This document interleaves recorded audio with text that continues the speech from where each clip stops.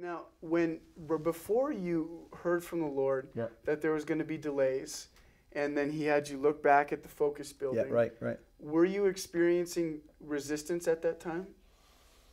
Not even, it had not started yet. The huge resistance had not started yet. So it was almost like a warning from the Lord for you. Yeah.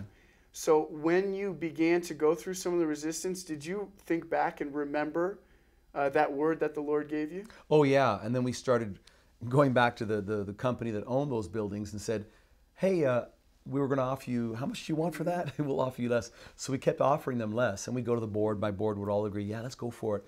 And then we had another board meeting, and then we decided to keep going for it, and we just kept going back and knocking on their door. Yeah. It's like that widow that kept asking for, it's like the squeaky wheel gets the grease. Biblically, it's the widow that keeps asking. Yeah. We kept asking. We kept asking and asking and waiting and praying and asking. And I would be there almost every day. I'd park my car outside the building. They must have thought I was a stalker or something. I even had the police stop me one time and say, hey, what are you doing here? And of course, they're doing their job. And I told them where I was from. Oh, you're ICLV? Okay, stay there. They know about us. So Yeah. we've got a great police force in Vegas, and they know us. Yeah. And so they just let me stay there. But I'm sure a lot of people thought, who is that weirdo sitting in his car? But I never gave up. Yeah. Never gave up. So you held on to that word when you began to experience yeah. resistance.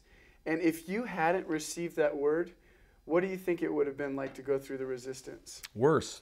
It would have been worse? Oh, much worse. Because even It was with bad the enough word, as it was. Yeah, did you experience a lot of what emotions did you experience when you began to feel them?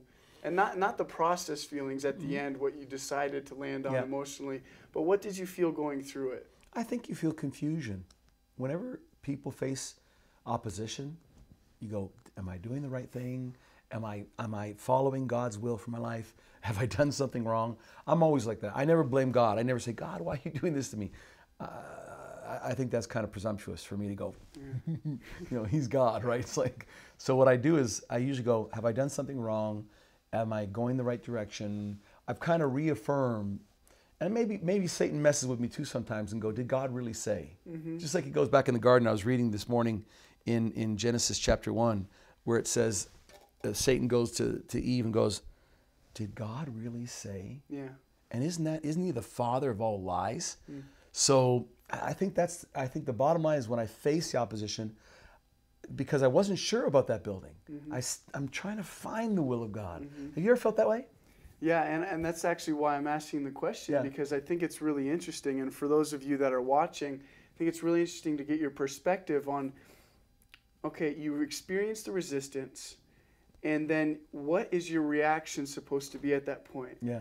And in the presence of a word from the Lord, yeah. because I think what happened is that you began to experience that confusion, yeah. and then you had to go with the certainties, yeah. right? Yeah. You had to go with what you knew to yeah. be true. Yes.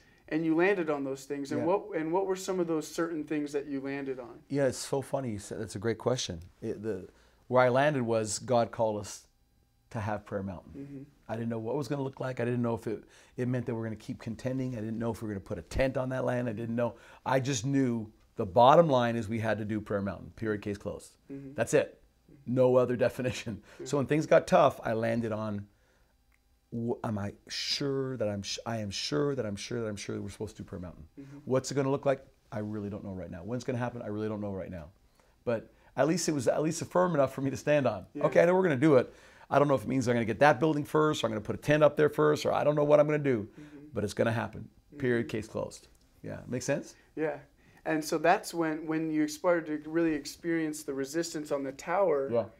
You felt that, well, this isn't something that I was certainly, and like this isn't something that God really called me to build yeah. this tower. Yeah. It was something that we thought would be really, really cool with yeah. the design that we yeah. came up with the architects and yeah. the engineers and stuff. But it's not something that actually God said, Paul, build the tower, right? No, absolutely not. It's so funny. They asked me about my ideas about Prayer Mountain, and an architect drew it at 85 feet. But mm-hmm. there's nothing sacred about 85 feet or 59 feet or mm-hmm. 65 feet. I mean, it was a great idea. I thought, man, I'd like to kind of have that. But that wasn't a thus saith the Lord. You know, when the opposition comes, I think it's the fire that purifies the thought that then gets you to God's perfect will. Wow, that's good. So does that make sense? Yeah. And I know this devotional has to end right now, and maybe we can take the rest of this in part 2. Yeah. But I really think, Samuel, that when everybody's watching right now, that if you're going through a tough time, instead of seeing it as the enemy, because it's easy to do, and we'll talk about that more next time if you want, but see it as a refining fire. And the refining fire is going to refine your ideas, going to refine the will of God for your life. Like in Romans 12, it says, and then you'll know the perfect will of God. You'll know the perfect will of God.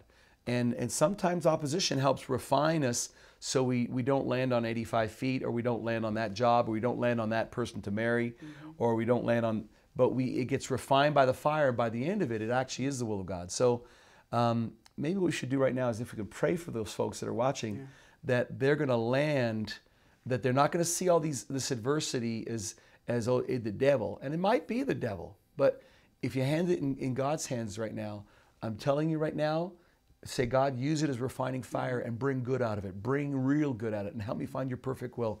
So, Father, I pray right now for everybody watching that you're going to help them, that these questions are stimulating real growth in their life. So, Lord, the fires that are being sent, wherever it comes from, instead of being used for their destruction, may be used for their refinement. And may the refinement turn them out to pure gold. Everyone watching, your life will be pure gold after this fire that you're going through. And I want you to see it that way, that God is going to help you get through it, and not only get through it, but it's going to refine you and refine the visions and dreams that God has for your life. We love you, gang, and this has been fun. Great questions. Yeah. Can we do this again? Yeah, we'll catch part 2. Part 2? We'll have part 2. We love you guys. See you later.